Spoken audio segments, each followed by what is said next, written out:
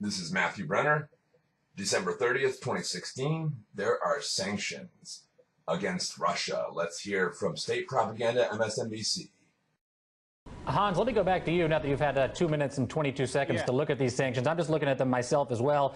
We're seeing language like U.S. to close 2 Russian compounds in Maryland and New York. Access to these compounds will be denied to Russian diplomats as of noon Friday. They're going to expel 35 Russian diplomats in Washington and San Francisco, 72 hours to leave. How does this stack up to what we've seen before? What are the implications of actions like this? Oh, this is an escalation. This is a clear escalation. What you're mentioning about the consulates, I cannot recall a time that action like that has been taken.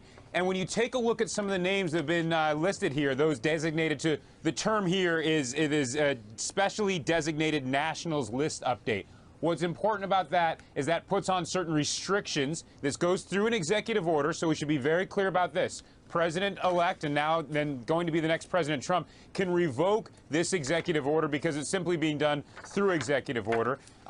Most of these individuals are first nationals, first deputy nationals in the GRU. That is Russia's intelligence service. So the 5 to the 6 names that I've just read through here, it looks like there's the deputy, the first deputy, the deputy directorate of the GRU. Most of them are Russian. One of them, however, is a Latvian national.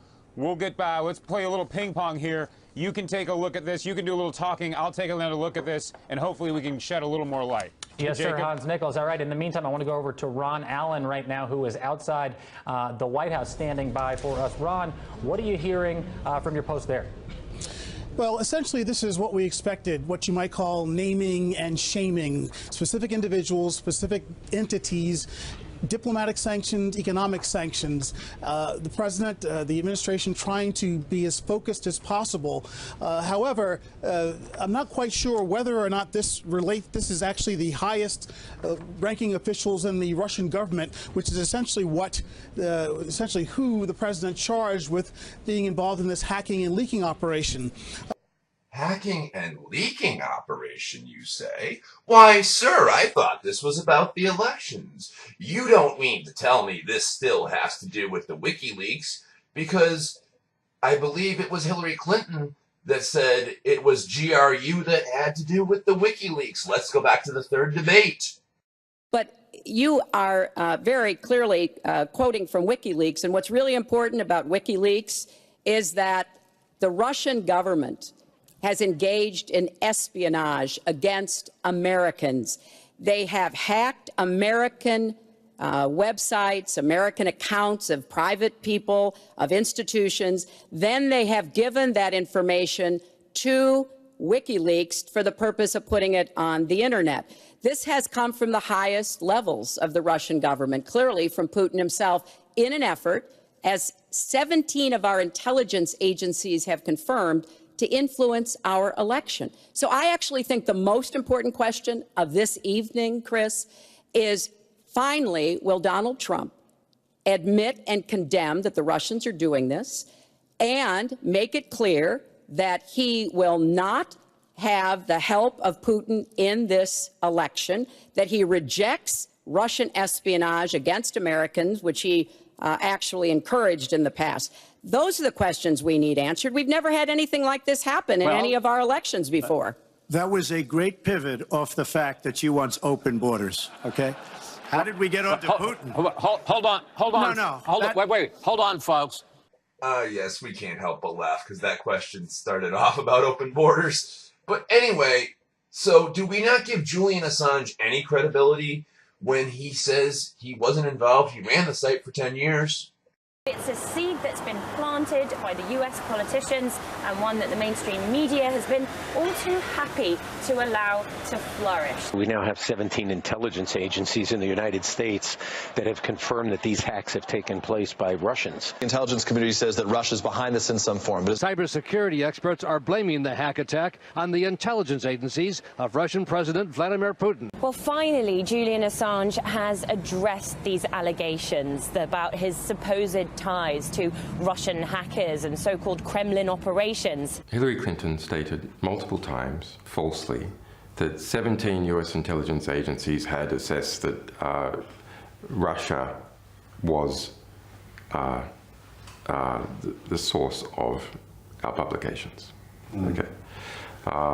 That's false. So that link, according to Julian Assange, is purely fictional, and he's eager to dispel this notion that WikiLeaks is simply an instrument of the Russian government to wreak havoc in US politics. In fact, this channel, RT, was implicated in being in on the whole thing when the journalists working here trawled through the leaks on WikiLeaks' own websites and tweeted the juiciest ones before WikiLeaks' own social media team did the same thing. And all this, according to Julian Assange, is simply part of the wider anti-Russian hysteria that's being whipped up by the Clinton campaign. The Clinton camp has been able to project a kind of neo-McCarthyist hysteria that Russia is responsible for everything. In fact, this suggestion that RT was somehow working with WikiLeaks pushed RT's editor-in-chief to look into suing the Clinton camp. She had a legal team look into it.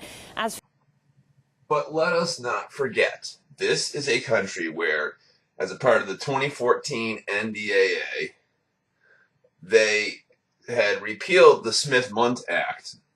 So now propaganda is legal in the United States. So basically, it could have been internal leaks for the WikiLeaks, but we can pin it on Russia as a false flag, if you like. But the really dangerous part is now we're risking going to war with these people because they want to keep up Hillary Clinton's lie, and Obama is being an asshole for doing this.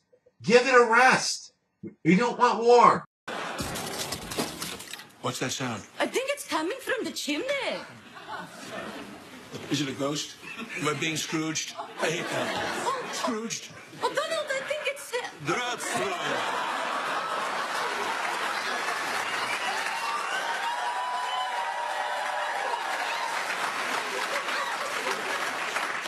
Vladimir, this is such a great surprise. What are you doing here? I was just in town, you know, hiding in the walls. Well, come in. It's so great to finally get a chance to talk in person.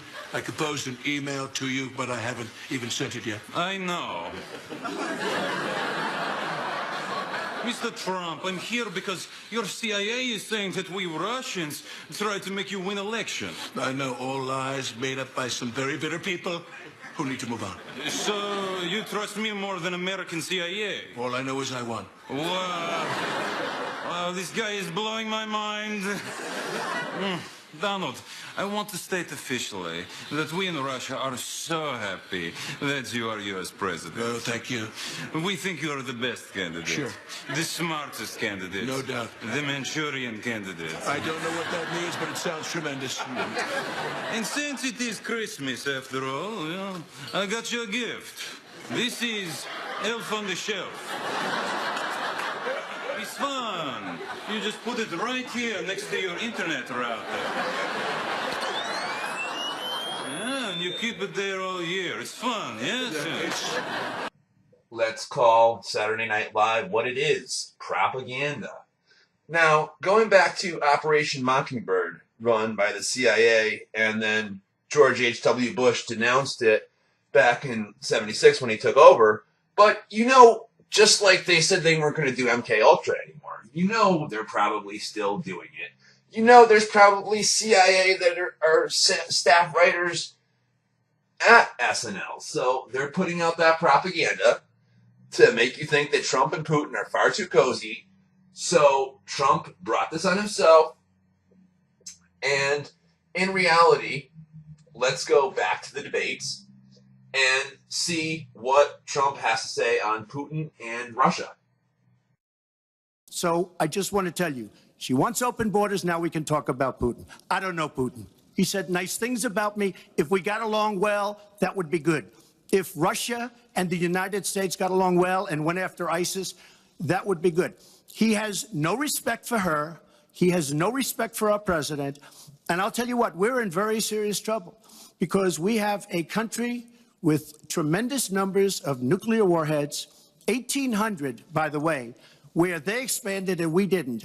1,800 nuclear warheads, and she's playing chicken. Look, Putin, from everything I see, has no respect for this person. Well, that's because he'd rather have a puppet as president of the United States. No puppet. And it's pretty clear. You're the puppet. It's pretty clear. You know, guys, honestly, Obamacare doesn't cover butthurt. So the Democrats, Obama and Hillary Clinton and that whole cabal, they need to stop with this Russia nonsense. They need to stop trying to piss Putin off. Apparently, he's not going to expel the American Democrats because he's trying to play it cool. He knows Trump is coming. But Obama just seems to be willing to do anything and everything to piss people off and leave Trump with a giant mess. And whatever tiny thread of respect I might have had left for him or anybody else for that matter, I have lost all my respect for Clinton, all my respect for Obama, basically all my respect for this whole cabal on the left. I have no respect left for you trying to saddle us with a war. Shame on you. Like, share, comment, please.